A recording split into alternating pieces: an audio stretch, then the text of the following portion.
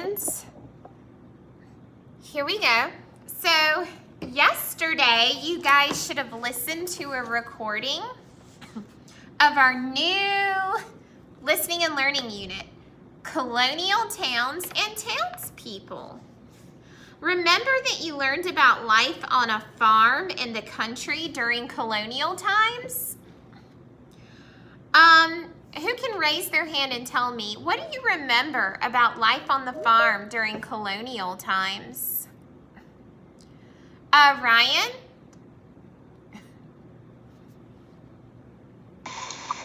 There are no stores. You need to make food your own. Yep, there's no stores to go to. There's not a Harris Teeter or a Food Lion or a Walmart. You had to grow your own food or hunt for your own food. Anyone else remember what it was like? Remember what they learned yesterday of life in the country during colonial times? Smriti? That kids usually do some of the kids usually do all the work, and that the girls always have to find wood to make the fire. Yeah, so sometimes boys do a lot of the heavy lifting work and women do things like sewing and cooking and making candles. Okay, well, I wanted to create a timeline. That's what this is behind me. A timeline is something that begins a long time ago and it goes through until now. So, if we count it backwards on our timeline, 2,000, 19,000, 18,000, 17,000, or 1,700, that would be 321 years ago. So 321 years ago is the time period that we're talking about.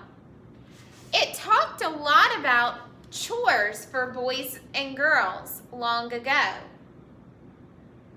I sorted here on this chart chores from today and chores from long ago. Who could tell me a chore from long ago? I need our microphones muted, please. Smriti, yeah, there you go. What was a chore from long ago?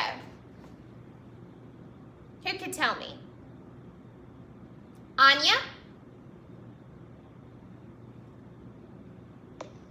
Well, sewing clothes. Sewing clothes, that would have been a chore from long ago. Ryan? Boys need to mix in the bowl a long time until they can make butter. Oh, you're talking about a butter churn. We learned about this in our farm unit, but remember it's a barrel with a stick in it and you pour cream from the cows and you move that stick up and down for hours and hours and it turns it to butter. Russell, what's another chore from long ago someone your age would have? Chop wood and make candles. Chop wood. Yes, so out here, I don't think he's chopping wood. I think he's tending to the crops. But this little girl is making candles. And then up here, they're feeding the livestock, the horses and the cows. So you'd have to feed the livestock, plow the fields, and make candles. Look at the chores from today. What's this chore from today? Nicole? This chore is kind of like feeding a pig. Yes. So this chore, you might need to feed your pet. What would this chore be? Let me call on a friend. Jonyan, what would this chore be that I'm pointing to? What are you talking about? I need you to focus, Jonyan. Jonyan, what is this chore? Cleaning up trash. Taking the trash inside or outside. And this chore down here at the bottom.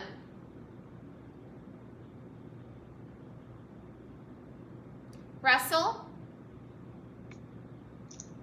Washing the dishes. And unloading the dishwasher. Are these chores similar or are they very different?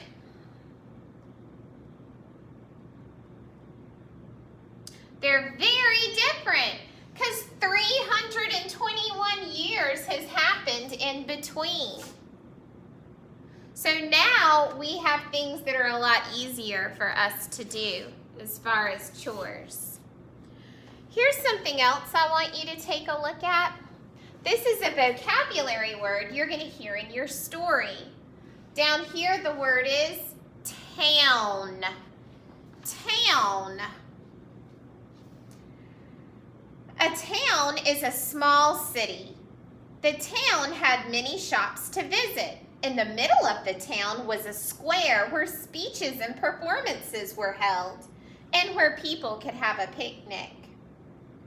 What's one thing you might see in a town? Raise your hand. What's one thing we might see in a town? Nicole?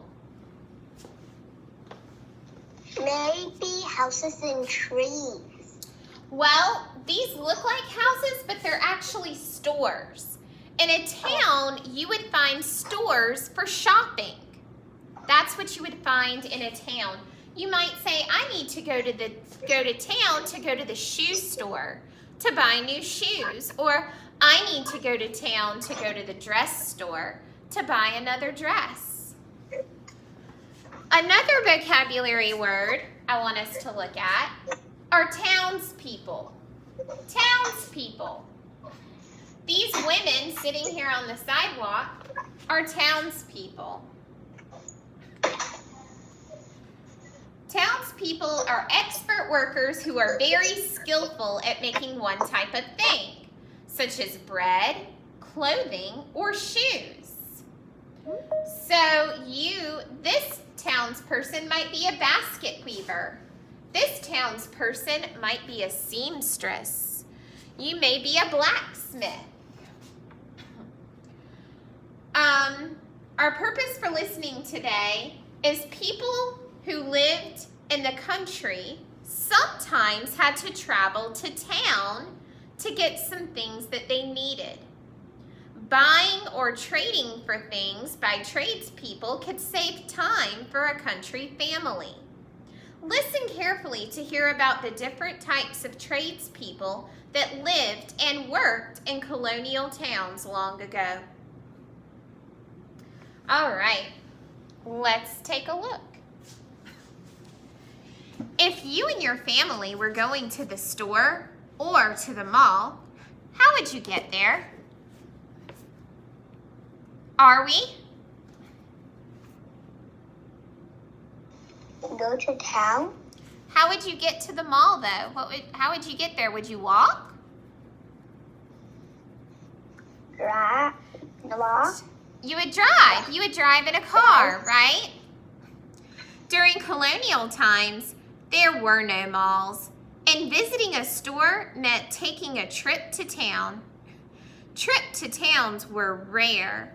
That means going to town was something a country family would do only once in a while. Rare means it doesn't happen often. Are trips to town in a store rare today? Is it rare for us to go to a store today? Thumbs up if it is, thumbs down if it isn't. No, we go to the store all the time. It's very easy and convenient. When we want to take trips to towns or stores, we have many different ways to get there, such as by car, like Arwie said, by bus, walking, by subway, or bicycle.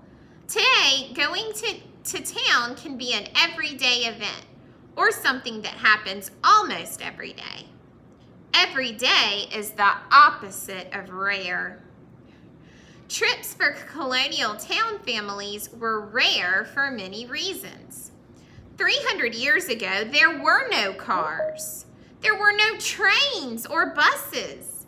A family would use their horse and wagon to get from the country to the town, and it would take a long time. Trips to town were also rare because someone had to take care of the family's crops and animals on the farm. Crops and animals could not be left alone for very long. Sometimes there were things the colonial farm family could not make themselves because making those things required a special skill and took a long time. Farmers could buy these things in a general store, which was sometimes also called a trading post. Farmers did not always use money in colonial times. So I want you to take a look. Hold on.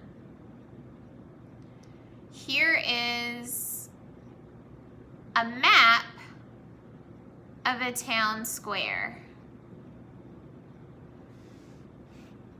The general store would be right when you entered town. It would be right here. Uh-oh, I lost my picture. Hold on.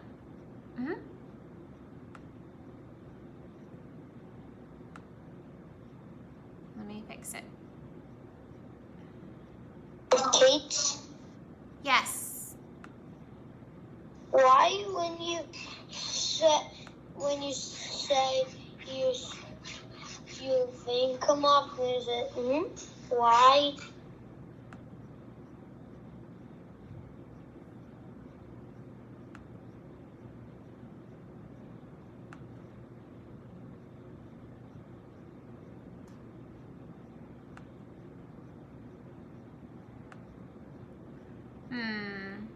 I can't get it to go to the front, but here would be an example of a town map. And the general store is right here with the apples, and that would go like in the first spot up front. But I can't remember. Oh, view. And then I could do arrange to the front. Format. Bring forward.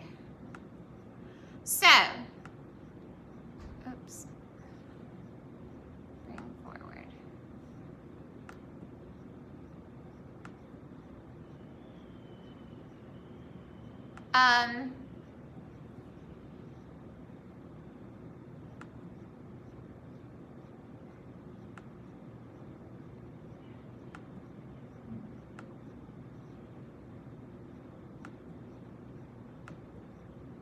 There it goes. All right. So a general store would be right here where I have it on our map.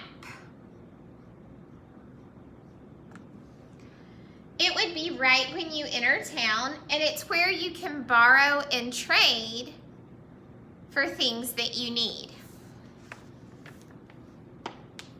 Farmers did not always use money in colonial times to pay for things that they needed. Sometimes they bartered for goods. When you trade for goods instead of paying for goods with money, you are bartering. That's why the general store was also called the trading post. I might say, Jonyan, I will trade you an apple for your candy. And we would trade. So you didn't always have to pay with money, but you had to both agree on it. What are some items that farmers from colonial times might have bartered for goods? So think about things that a farmer has. A farmer would have wheat. A farmer would have fruit and vegetables. A farmer would have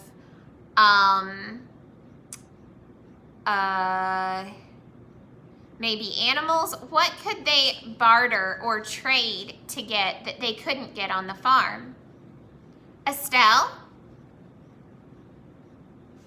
Maybe one of the people didn't have milk, so the farmer had animals and it had a cow to milk, and he could trade the cow for what he really needs. Okay, so let's say he went to the general store and needed candy. He might trade the general store clerk milk for candy. That was excellent, Estelle. In most small towns, the general store or trading post was the only store. It was a place that the farmers could barter their crops. The other items from their farms to get tools, cloth, supplies, anything they needed but could not make it home. Okay, let's take a look at this image. In larger colonial towns, there were tradespeople who made things that colonial families needed. There were many different tradespeople in larger colonial towns. Some made iron nails or shoes, things that colonial families could not make for themselves. Others made clothing or flour or jobs that took a long time when done at home. Buildings in larger colonial towns were very close together. Farm families could visit many shops in one day because the shops were all close together. So think about that. If you had a horse and carriage and you couldn't drive from one place to another, you needed to walk, you would want all the stores to be close together so you could easily get from one place to another.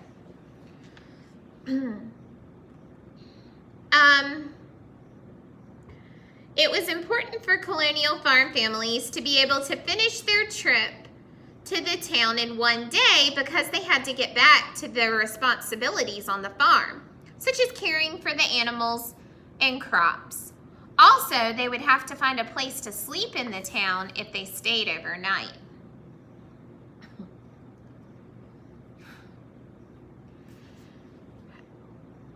What crops farmers grew can be made into flour? Someone raise their hand. What crop can be made into flour? Carolyn?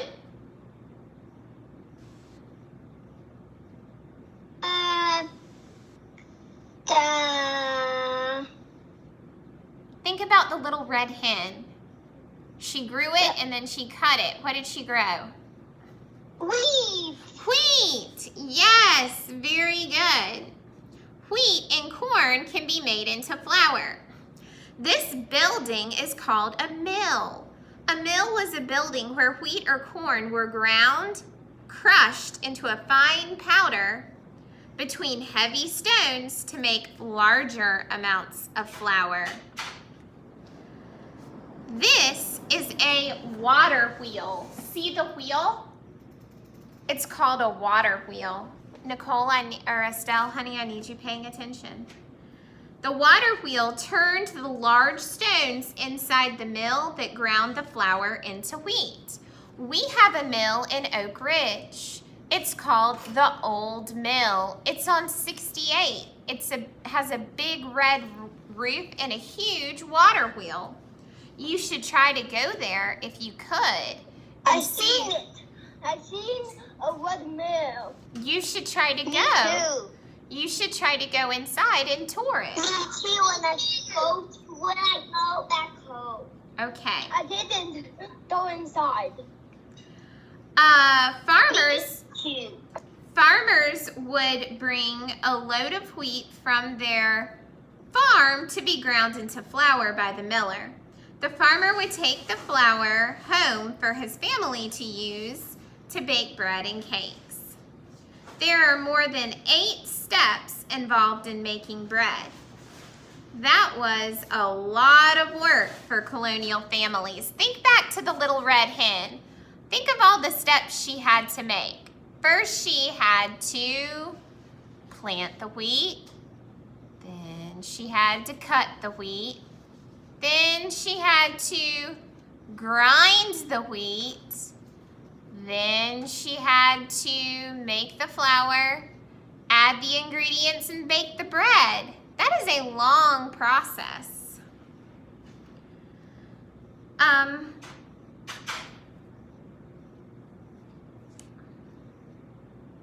It was a lot of work for colonial families to make their own bread at home. In larger colonial towns, tradespeople called bakers made and sold bread.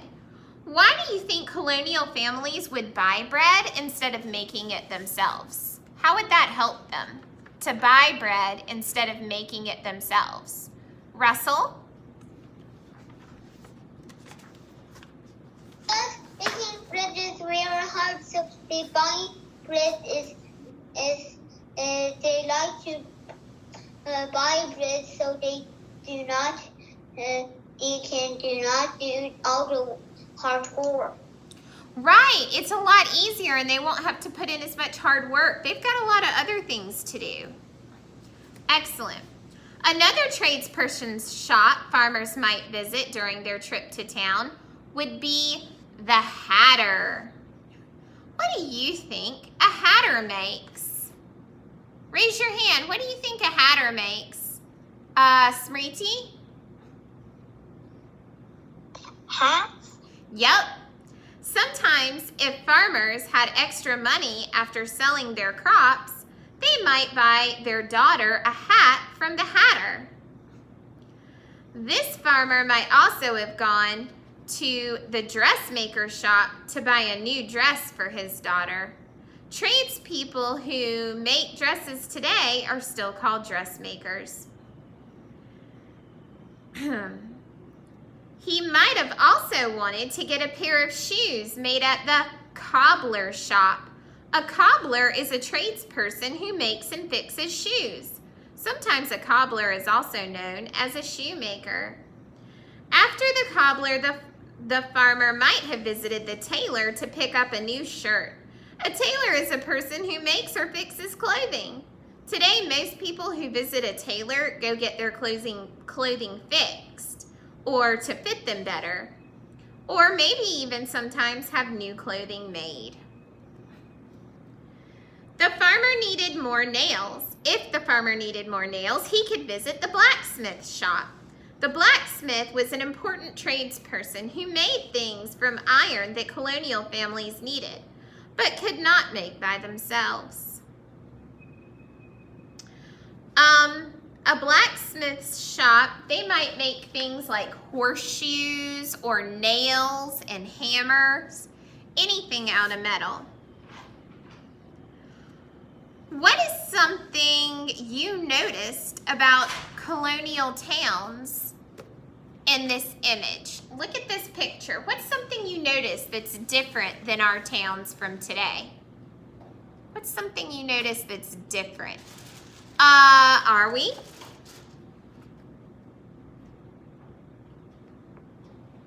The stores kind of look like houses. Yeah. The stores look like houses and they're super close together, right? What else do you notice that's a little different? The gates? No, we gotta raise our hands. Carolyn?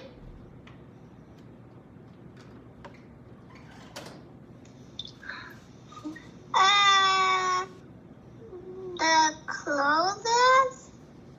The clothing. Look at the clothing that gentleman's wearing. That's very different than clothing we would wear today. Also, I noticed this. Do you know what this is? You know how when you go shopping with your mom at the car, she parks the car in a parking space. This is a parking space for horses. You would walk your horse up to this post and you would take this rope and tie the horse to the post. That's kind of neat. So let's review all the different places in the town square. Here's our town square. There's usually a waterfront in the middle. Look, all these squares represent a different store in the town. Why do you think they call it a town square?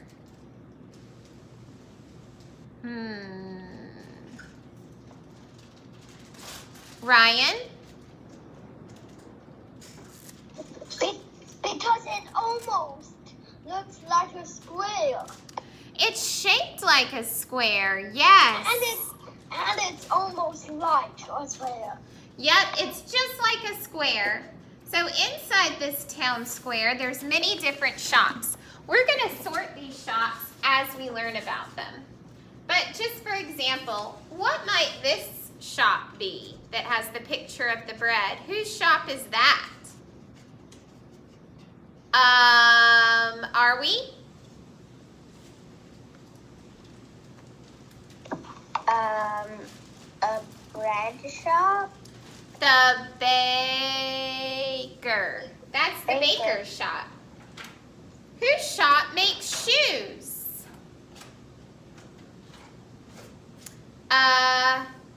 Nicole? The shoes shop? The cobbler or the shoe shop, yes. What makes men's clothing? They talked about that in the story. What makes men's clothing? Anya? I have a question, and I could after that. Actually, after I tell you the answer, I'll tell you. So it's a tailor.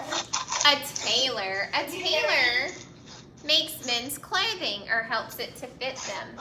May I tell still something at the end? At the end. Smriti, what would you call someone who had this shop? I can't really see the picture. It is a lady in a dress. A dress shop. A dressmaker. These are bags of flour. Where would it go? Where would the bags of flour go? Estelle?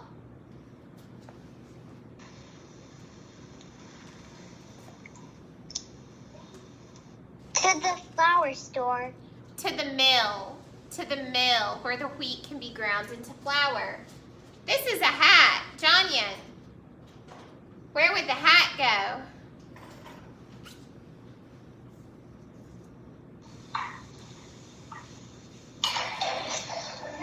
To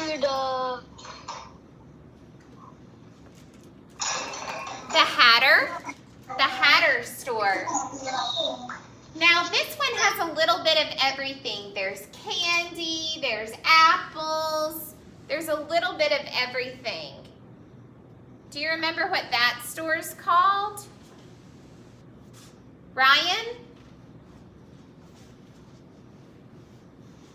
Trader. The Trade Post or the General Store. This is made from metal. It's a horseshoe.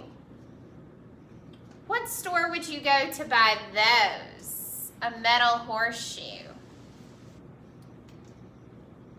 Anya? The blacksmith. The blacksmith. So you could go to the town square and visit all these many places in one day and get back to your farm to take care of your animals. Tomorrow, we're going to talk more about each one of these different tradespeople. Each tradesperson has a special job, and we're going to talk about each one and put them on our map as we learn about them each day. All right, friends, thank you very much. Miss Kate, can I tell Estelle something? Very quickly.